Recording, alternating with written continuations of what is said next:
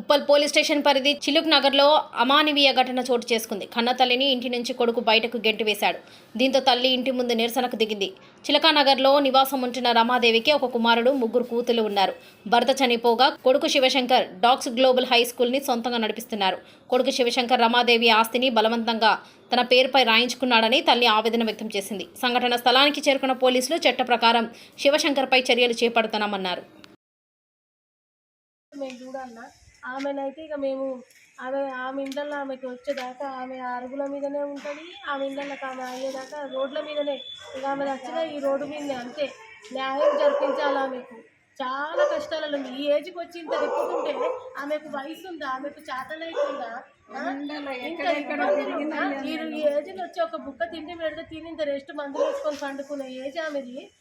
బిడ్డలమని ఏదో మేము చూస్తుంటే మా మీద దౌర్జన్యం, బూతు మాటలు ఇన్ని మాటలు మాట్లాడేటోళ్ళు వాళ్ళు స్కూల్ నడుపుకుంటే పిల్లలకి ఏం నేర్పిస్తారు వాళ్ళు? సార్ మోరల్ ఏం నేర్పిస్తారు? తల్లికి తిండి పెట్టవద్దు, రేపు ఓల్డేజ్ హోమ్లలో ఎల్లగొట్టండి అని నేర్పిస్తారు ఆ పిల్లలకు? వాళ్ళు ఏం నేర్పిస్తారు? వాళ్ళ దగ్గర చదివే పిల్లల భవిష్యత్తు ఏముంటుంది? రేపు పేరెంట్స్కి వాళ్ళు ఇవే నేర్పిస్తారు. అయితే వాళ్ళు ఓల్డేజ్ హోమ్లలో వేసుకొని మీ అమ్మలను చూడకండి అని.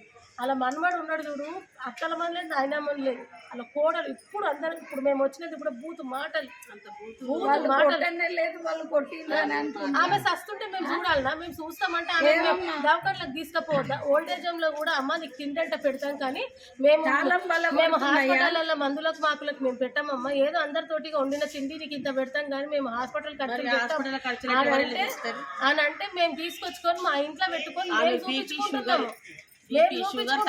మాకు ఖర్చులు ఉన్నాయి, సంసారాలు ఉన్నాయి, మేము కూడా పెట్టాలంటే మేము కూడా తిండంటే పెడతాము. ఇంత సంపాదించి ఆమె ఈ రోజు నాడు ఈ బతుకు ఆమెది. ఇంత ఈ ఏజ్కి వచ్చి ఇండ్లలో ఉండి గుట్టుగా బతికే ఏజ్ ఆమెది. బజార్కి ఇడిచిండు కొడుకు, కోడలు బజార్కి ఇడిచింది తిండి పెట్టక. ఆమె బతుకు అన్యాయం చేసి బజార్కి ఇడిచింది ఆమెని. మాకు కూడా ఓపికలు ఉంటాయా? మా సంసారాలు మాకు లేవా?